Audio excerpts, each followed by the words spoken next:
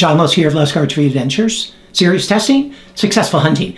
I've got another really cool broadhead to test here today, and it's another one by Grim Reaper. I've tested a lot of different broadheads by Grim Reaper and really like those. I've used them on hunts for hogs and deer as well over the years. And so if you're ever interested to see if I've tested a head by Grim Reaper, just go to YouTube and search Grim Reaper Lusk, and they'll all come up if I've tested them. But today I'm going to be testing the Mini Mag 1 1/4 inch. So I look forward to testing that. And for this test, I'm going to be using my protocol for 2025. I'm still using my 2025 protocol while I get my 2026 up and running. It's just about fine-tuned enough to get it going. But in the meantime, I'm going to be using 2025. So for a detailed description of that protocol, please check out the video I posted last year called 2025 Broadhead Test Process, and it'll walk you through it. Let's zoom on in here and go through the design, features, and specifications, and then put this Grim Reaper Mini Mag to the test.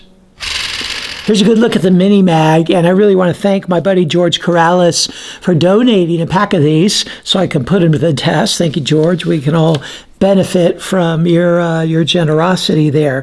So let's break it down a little bit. This is the Grim Reaper Mini Mag RT because it's razor tip. Okay, instead of like the Pro Series tip, this uses the razor tip, which is a really nice chisel tip plus 3 extra razors coming out of it. Okay, I really like this tip and looks pretty cool like that. So it's 4 blades and over the top deploying. In the closed position, you see that it's a nice compact design.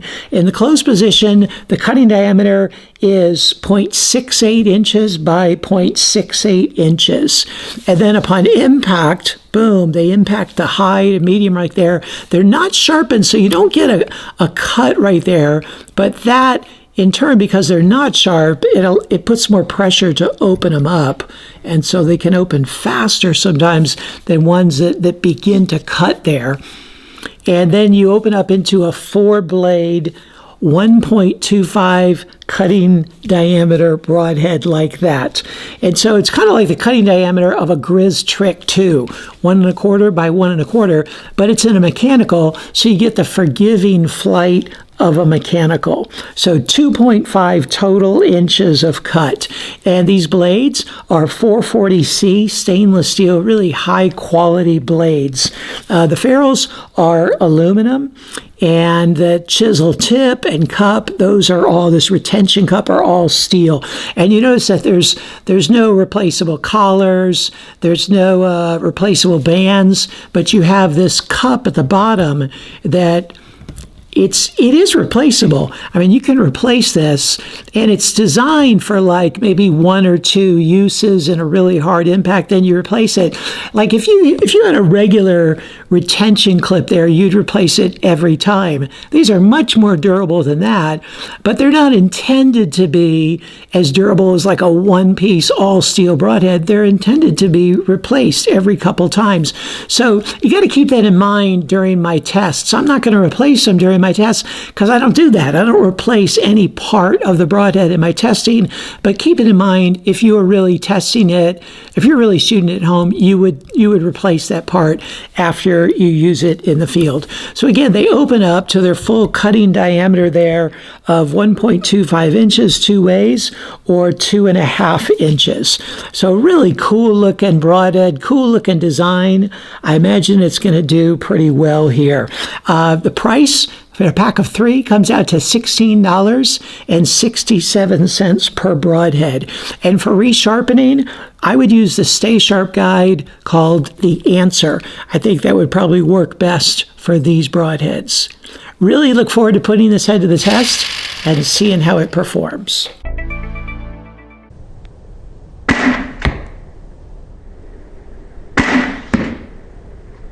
The Grim Reaper got the 10 ring.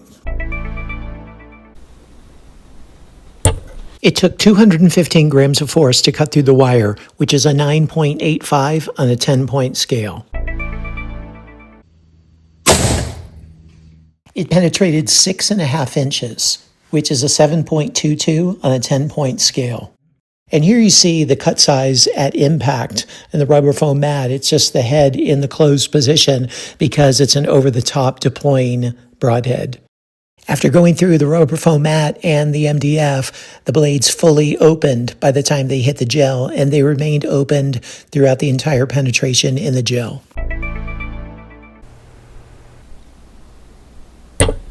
It took an additional 47 grams of force to cut through the wire, which is a 9.06 on a 10-point scale.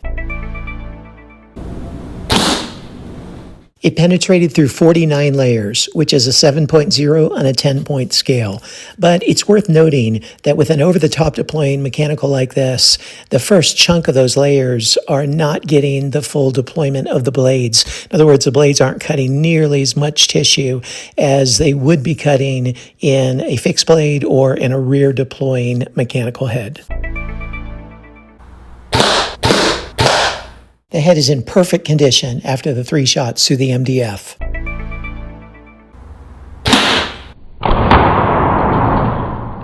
Here it is after the 2 shots through the steel plate. And first of all, the holes, you can see the holes are just the broadhead in the closed position because the blades don't open on impact. And then secondly, you can see that on the first shot, the blades held together, the whole broadhead held together fairly well. On the second shot, it lost all of its blades.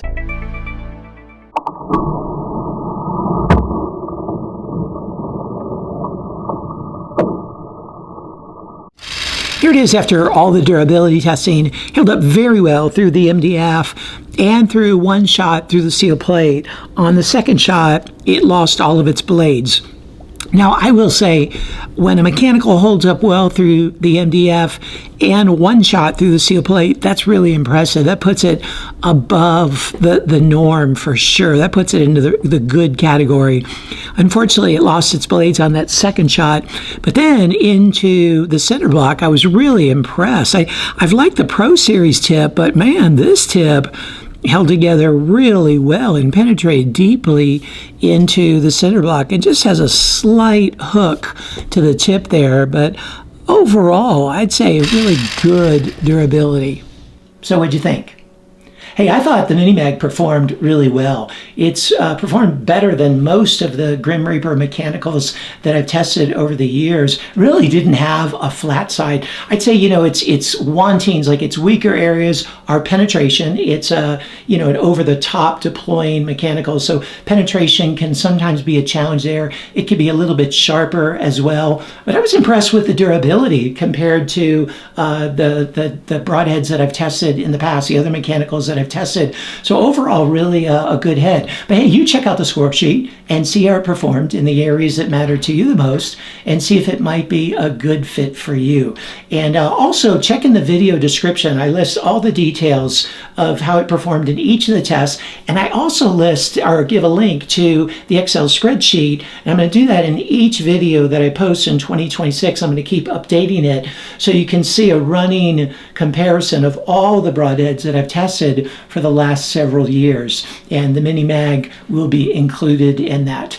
Stay tuned for a summary of the score sheet that I'll post, as well as the corresponding Lusk grade, and also stay tuned for a list of all the discount codes that I can offer you just to help you save some money. Hey, thanks for tuning in. Look forward to seeing you next time.